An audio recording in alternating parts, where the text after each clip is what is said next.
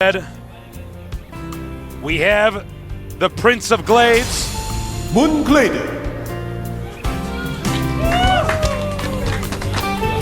And might I say, he looks, when his hair is down, very much so like the Prince of Persia. Now, we'll finally get this guy an introduction. At the bottom, showing an impressive play in the team league. JJUN.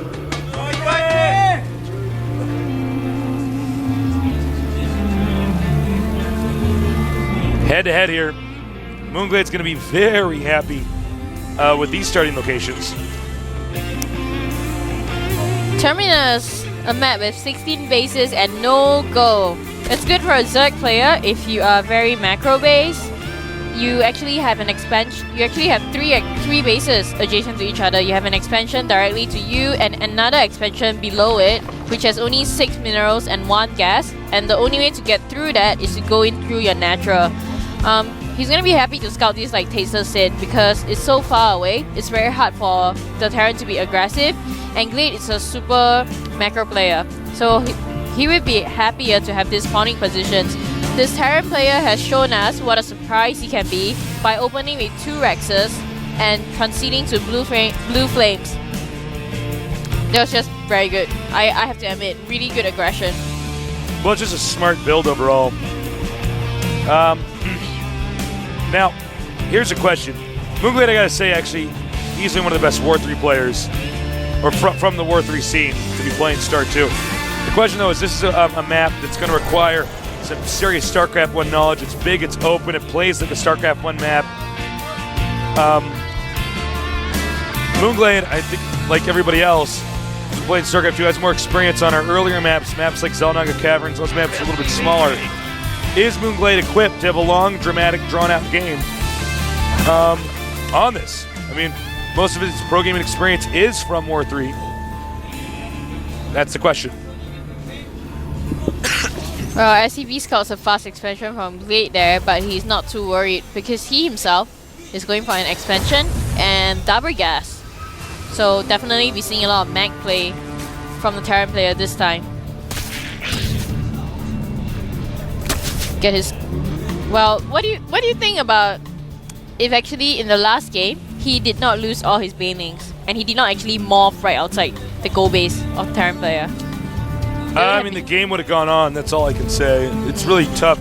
I mean, you know, the thing about that situation was I wouldn't have been out on the mat with my Zerglings and banelings. I almost feel like he was trying to do a baneling bust and wreck his opponent, which could be good, but unfortunately, there's you know, when there's Hellions on the map, Zerg have to be somewhere on creep or they're going to get screwed.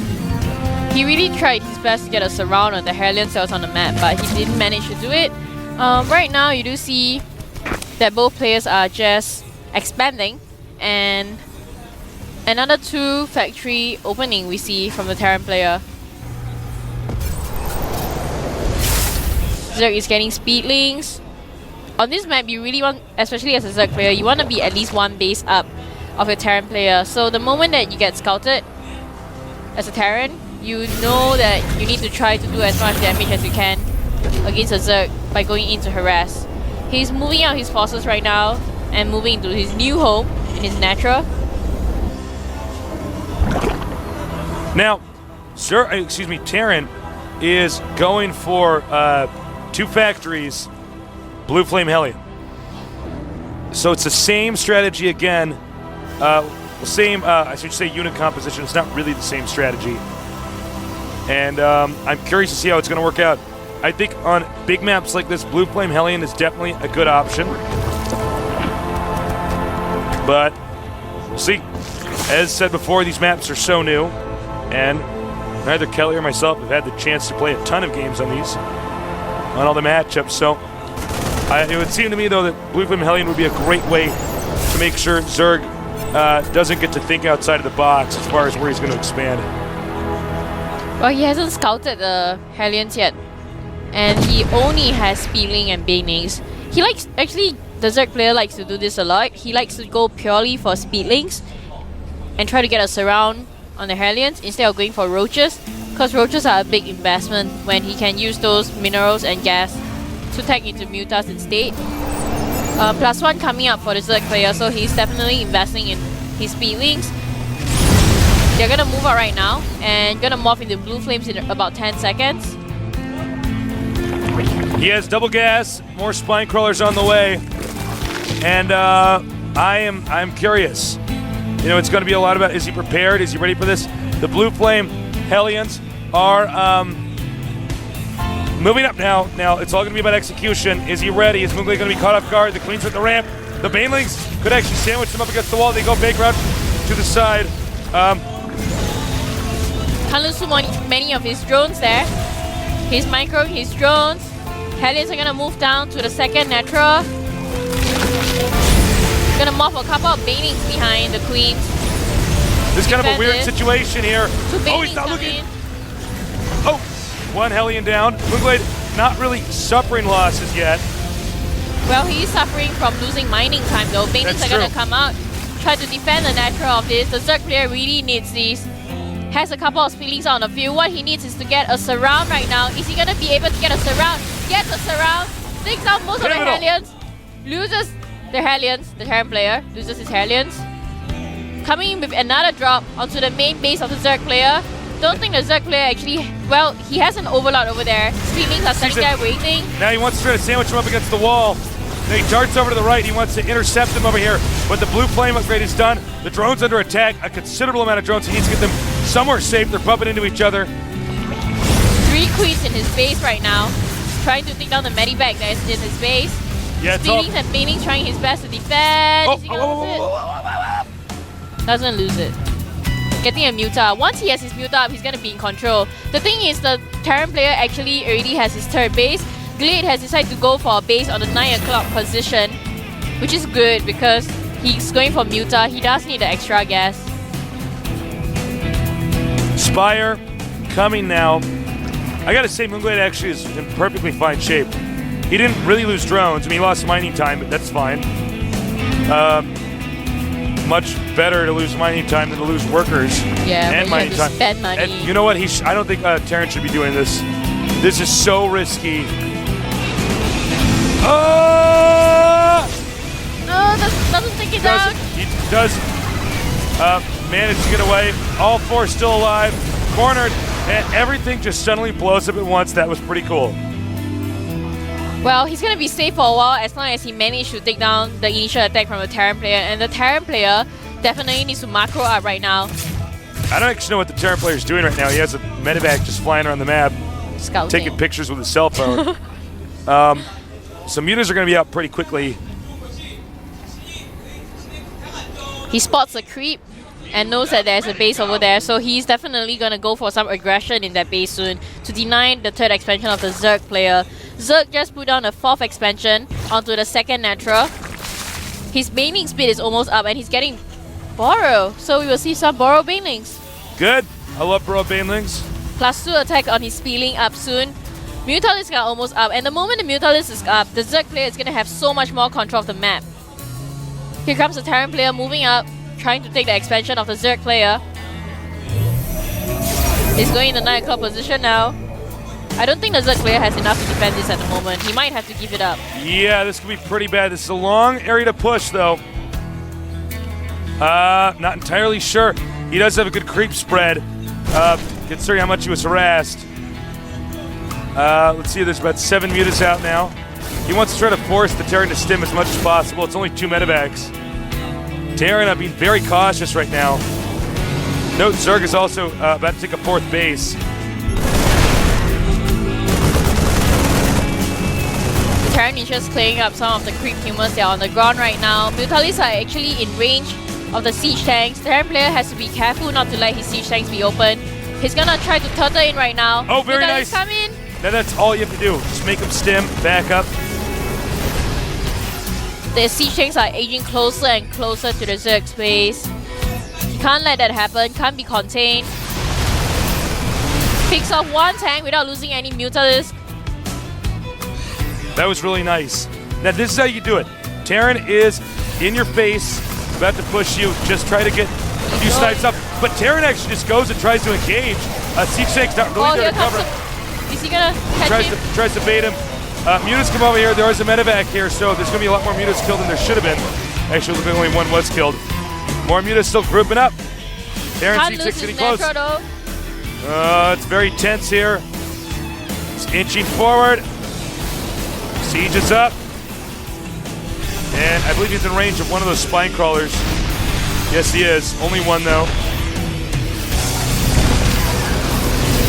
More spine crawlers coming from the Zerg player. He's gonna try to flank the siege tanks that are at the back of the Marines. The Marines are guarding the siege tanks at the moment, split into groups. It's gonna be a bad situation for the Mutalists to be caught. Mutas back out. There are 23 Mutas. That's a pretty good amount of Mutalisks to have. He does have Banelings in the corner. I don't know if it's sufficient, the number. We don't see transfusion being used by the Queens. Instead, whoa. He might have pulled those Mutas in a little bit too far. He's instead using his Larva check continuously. Now he's going to the expansion. He sees the Banelings. He comes up from behind, takes out these mechanical units, loops back around. The hatchery remains alive. He needs to keep that hatchery alive. Marines are being dropped into the third base of Zerg player at the moment. Here he comes the goes. Muta. Here he comes now. Damage? I think he may very well. Cleans up the Thors. And looks like this hatchery. Oh, is killed in the last second. Now, he saved this, he saved himself for now, but no, there's another army over here, sieging up and pushing mOOnGLade's other base. He might not be able to handle the pressure from the Terran player. Terran is running smoothly on 3 bases at the moment. Medivacs coming in to reinforce at the third base of the Zerg player. Another huge army is coming from him. Zerg player doesn't look like he has a big enough army to counter this. Zerg actually going to go for a counterattack. I think mOOnGLade may be handling this wrong. No, he's not going to counterattack, excuse me. This is pretty bad, Kelly. This is pretty bad. B-A-D. mOOnGlade's in trouble. Terran player looking too strong at the moment. Well, he got 2 hatches. Had he managed to keep the hatchery alive that was adjacent to his main, or his primary expansion, he should have been okay, but losing 2 means Terran gets the opportunity to be on 3 bases while Zerg's on 2. You never want to let the Terran have more bases than you. It's bad enough being even with them. Mineral field. Oh no, he Drop doesn't over see here. the drop. Comes in and tries to defend this with his Mutas. Might lose his expansion. Oh, he is, 100%. It's gone. That's 300 minerals for him. I think that may They may have make it cost him. impossible to recover. I mean, the Mutas will clean it up.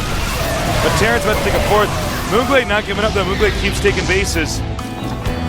Well, he needs to keep up the Terran player for sure, but Terran is coming for a second or third wave of attack at the moment.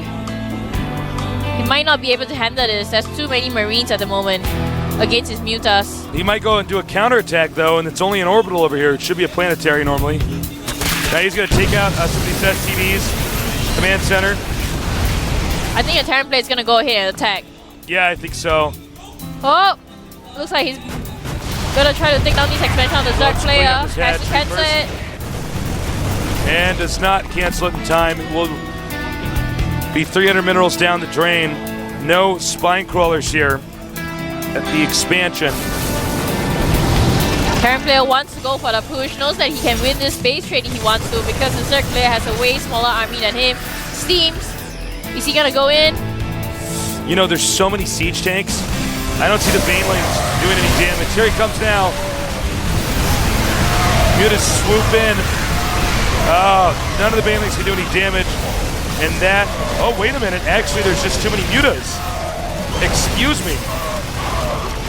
Picks up all the Marines, so he's gonna lose his whole siege army right here to the Mutas. There are more Marines and Thors coming this way.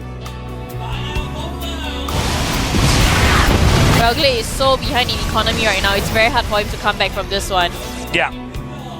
Yeah, I mean, he's lost a lot. I mean, the supply is 86 to 155. Nice, takes out the Creep Tumor. Baneling's not yet done. And Terran is doing this just right, not getting the siege tanks too close. He's just going to go ahead and attack this hatchery. This is just such a strong army for Zerg to fight. Yeah, exactly.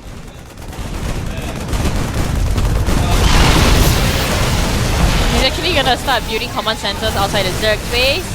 Ouch! It's a dis move. Making command centers. Might as well drop a mule. Crushing defeat here. I would think say expect GG. I don't. This is game for the Zerg player. Yeah, there's no way that he's going to get out of his base, let alone defend this expansion over here at the. We're going to shut up now. Let's see though. Brains come up from behind. Looks like it's actually a big chunk of this is the upgrades here for the Terran. The Terran has +2 attack, +1 armor. That's pretty good. GG. Wow. Wow. mOOnGLade 2-0. Terran was so strong. Oh, poor mOOnGLade. Well, That was There's so always hard to next time. defend. yeah, that was a tough game that he had to play there. So unfortunately, mOOnGLade out of the tournament. We wish him well. We hope he comes again in Code 8 here. And, man, it was when he lost those 2 hatches. Yeah, but it was so hard to defend. How are you gonna be at 3 different bases at one time? Darren was doing double drops. Yeah, it's a tough situation. These maps are so new. I think he played pretty well. The Terran did have an interesting technique, too, in the first game, getting the 2 Hellions. So, yep, that's a 2-0 there. It is halftime here for the GSL Code A matches. So we're going to have a quick break, and I believe we're going to be doing that pretty soon. So actually, we're going to wrap it up right now because we're going to have player interviews. So for Kelly and Tasis at GSL, we'll be back soon. Enjoy the interviews.